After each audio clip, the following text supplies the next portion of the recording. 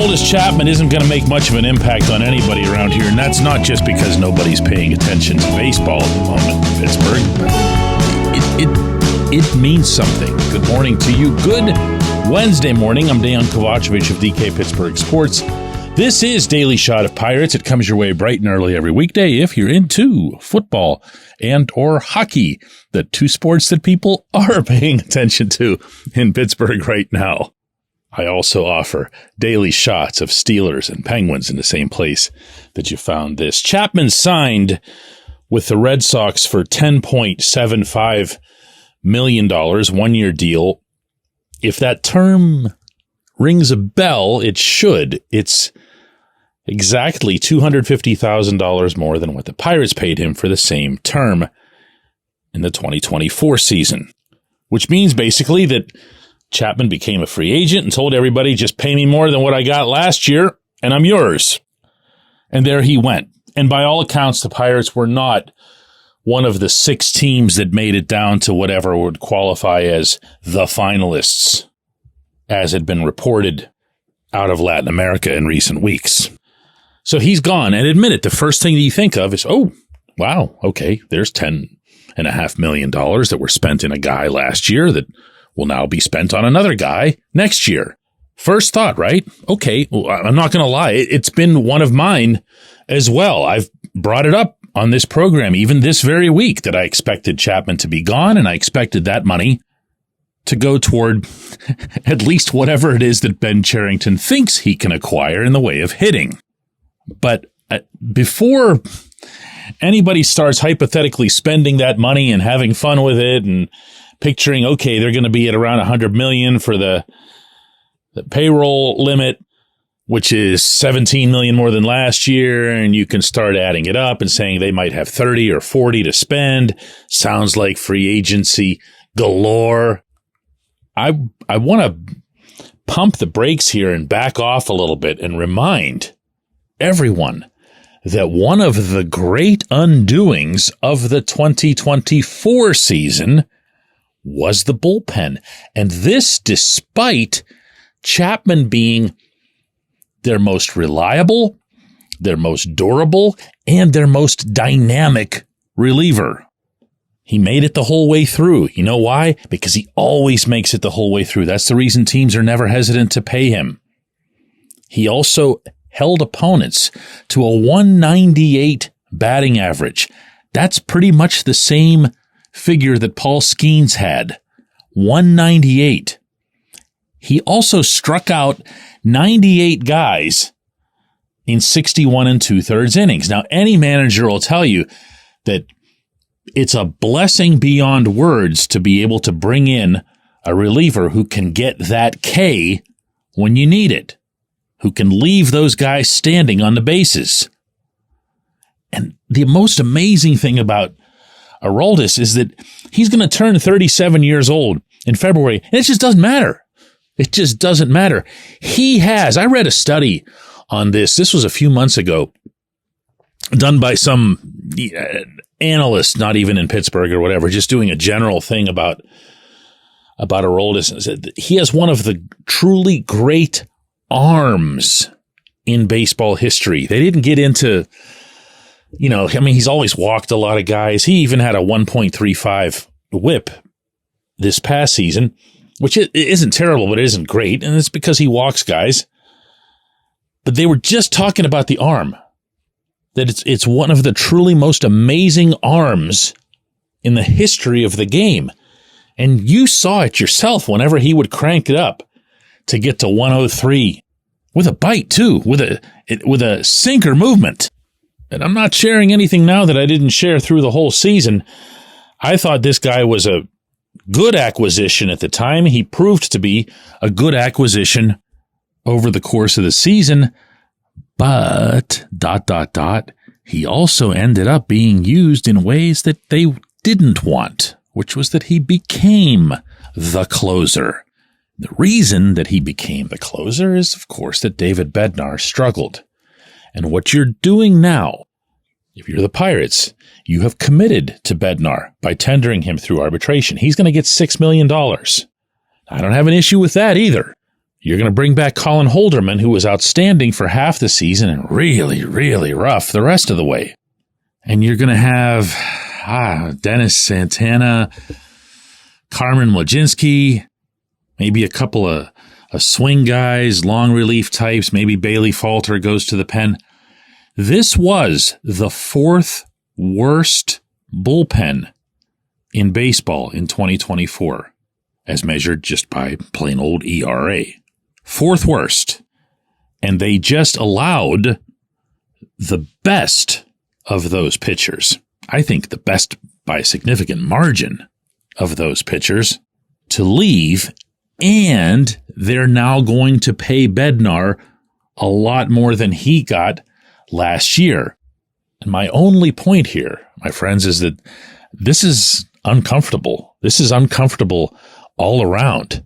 You can wait, as the Pirates invariably do, to near the end of free agency and start picking up bullpen guys. That's the way almost everybody works, and that's in large part because analytics suggest that there's no commodity more fickle than a relief pitcher. You can get great things from them in 2 years, and they'll be a disaster for you in the 3rd, or the other way around, and you just won't know which it is, no matter how much data you have in front of you.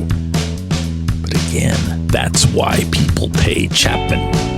He's always Aroldis, year after year after year. Just something to think about today. When we come back, J1Q. It's Gun Storage Check Week. Help prevent unwanted access to your firearms. No one wants their unsecured gun to be used in an accident, a suicide, or a crime. Use lockboxes, safes, and locks to secure your firearms. Learn more at gunstoragecheck.org. That's gunstoragecheck.org. Brought to you by NSSF, the Firearm Industry Trade Association. Abandoned ship, Bob. Sell the team. Are you a Pirates fan who is angry or apathetic about our perennial losing baseball team? Do you feel helpless because you don't know how to make a difference? Well, good news. We have something you can do about it. Join our Sell the Team movement.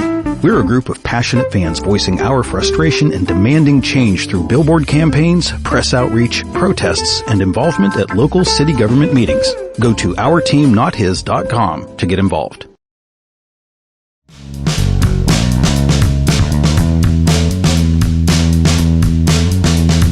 Today's J1Q comes from Craig, who says, maybe nobody cares because it's December and this is a baseball question, DK, but why can't the Pirates general manager just tell us openly which free agents they're talking to or they're making offers to?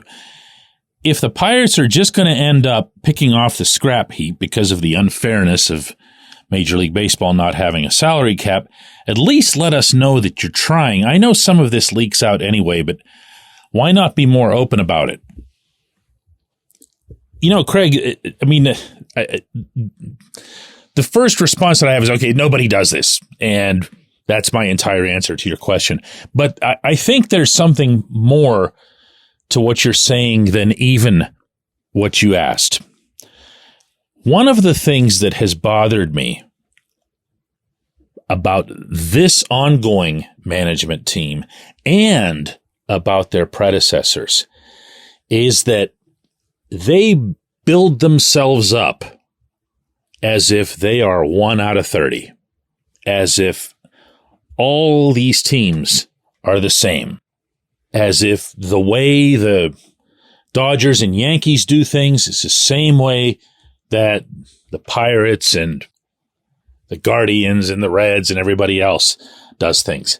And it's a great, great way to fail because you're playing, as Billy Beane once remarked, an unfair game. If you'll remember from Moneyball, whether you read the book or you just saw the movie, and by the way, the book is about 1 billion times better, and I liked the movie. He once said, and I'm going to do a lousy job of paraphrasing. It was actually really funny. He said, there's these teams that are way up here. There's rock bottom way down here. There's 50 feet of crap below that. And then there's us. And because he had that acceptance, not just awareness, but acceptance of what Oakland's status was and what Oakland had to do, he knew that the A's were going to have to find different ways, different methodologies, different philosophies in order to succeed. And we saw for many years how it helped Oakland be a legitimate contender. We've seen other examples along the way, probably the most prominent in recent years being the Rays. Well, the Rays don't do things the normal way. The Rays have their own thinking on stuff, right up to and including yanking Blake Snell in the middle of a World Series potential clinching game. But they know who they are. They don't pretend that they're the Yankees or the Red Sox. So they just do stuff their way, and they do attempt to communicate it with all 7 of their fans. Where I'd like to see the Pirates be different is, well, in almost all ways, but when it comes to dealing with the public, and I've shared this with them, I'm not just telling this to you, it's just be open. Don't worry about what everybody else is doing. Don't worry about what the industry norm is. The joke that I've made for years, and again, have shared this with them, is that you could have this giant piggy bank, this transparent piggy bank that you put on Federal Street, obviously be unbreakable and all that other stuff, right?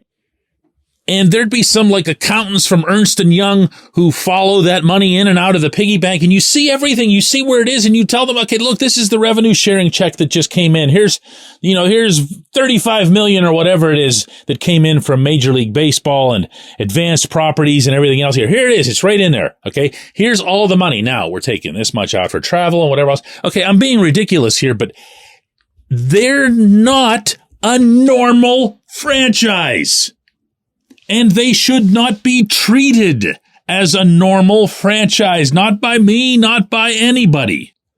There should be transparency all over the place. Do you know why? Because the number one issue that their own fans, the people who have pledged their devotion to the Pirates, not random casual observers. I'm talking about their fans. The number one issue is trust, and they do absolutely nothing to address it.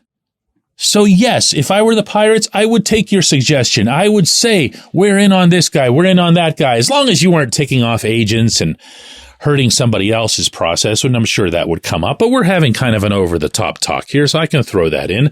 A few years ago, the St. Louis Blues of the NHL became the first team to just print contract figures in their press releases when they signed somebody. Why did they do that? Plain and simple, they got tired of seeing the wrong numbers go out. You said yourself in your question, these things eventually get leaked out and whatever. Okay, yeah, they do. So just go ahead and say them. What's the big secret here? If you as the team have the ability to control the information up front and to make sure that it's correct, why would you bypass that? Why would you say, we'll leave that for the rumor mill? The Pirates don't think like that. The Pirates don't operate like that. They want to be the Yankees. They want to pretend, unlike Billy Beane, that the game itself isn't unfair. I appreciate the question. I appreciate everybody listening to Daily Shot of Pirates. We'll do another one of these tomorrow.